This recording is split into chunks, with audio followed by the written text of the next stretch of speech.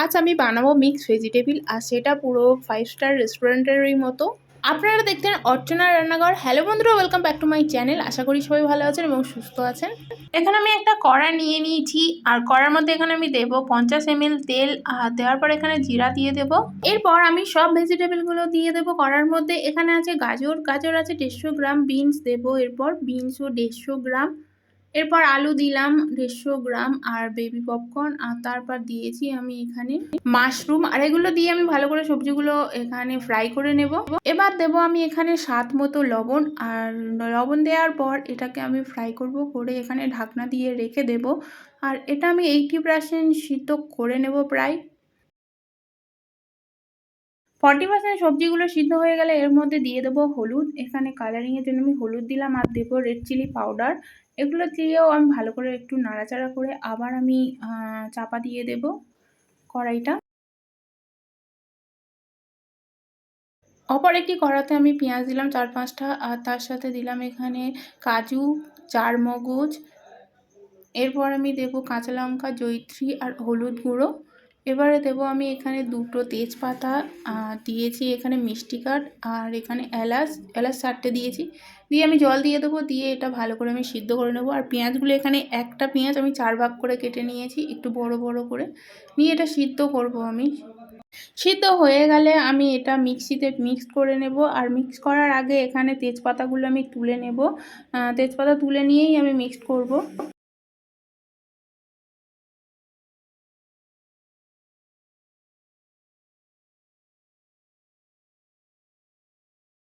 একটা মিক্সিং জারে আমি তুলে নিয়েছি, আর এখানে তেজপাতাগুলো বের করে দিয়েছি, ফেলে দিয়েছি, দিয়ে আমি মিক্স করে নিয়েছি। এরপর ভেজিটেবিলগুলো আমার এখানে সিদ্ধ হয়ে গেছে প্রায়। তো এবার আমি একটা আলাদা পাত্রে তুলে নেব।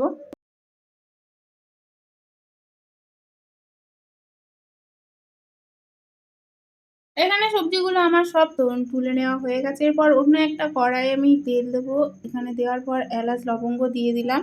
দেওয়ার পর এখানে আদা দেবো 1 চামচ। আদাটা একটু ভালো করে নাড়াচাড়া করে এখানে পেঁয়াজ দেবো 100 গ্রাম চপ করে কাটা।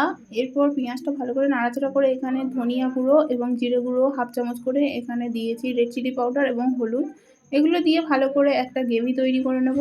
এবার আমি দেব এখানে 100 গ্রাম টমেটো, আর টমেটোর সাথে দেব স্বাদ মতো লবণ, আর দিয়ে এটা একটা গ্রেভি তৈরি করে নিয়ে আমি রেখে দেব। এবার অন্য একটা কড়াই নেব, আর তার মধ্যে 50 ml তেল দিয়ে দেবো। তেলটা গরম হয়ে গেলে এখানে দেব জিরে গুঁড়ো অল্প 1 চিমটা, আর তারপর দেবো এখানে দারচিনি অল্প করে। আর দেওয়ার পর যে গ্রেভিটা বানানো হয়েছে আমি সেই গ্রেভিটা এখানে দিয়ে দেবো। পেঁয়াজের যে গ্রেভিটা সেটা এখানে দিয়ে দিলাম, দিয়ে আমি এখানে মিডিয়াম ফ্লেমে এখানে নাড়াচাড়া করে নেব।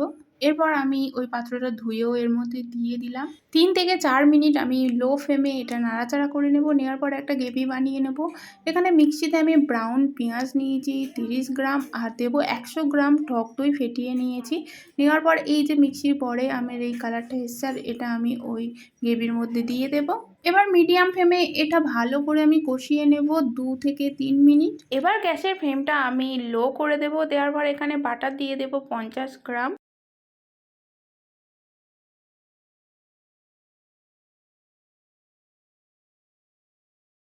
বাটারটা গলে যাওয়ার সাথে সাথে আমি দেব এখানে ফেস ক্রিমও আমি ব্যবহার করছি 50 গ্রাম।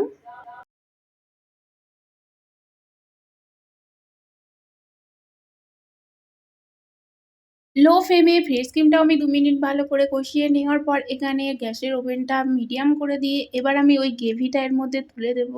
এবার গ্রেভি থেকে এইভাবে তেলটা ছেড়ে দিলে আমি এখানে ভেজিটেবলগুলো তুলে দেব।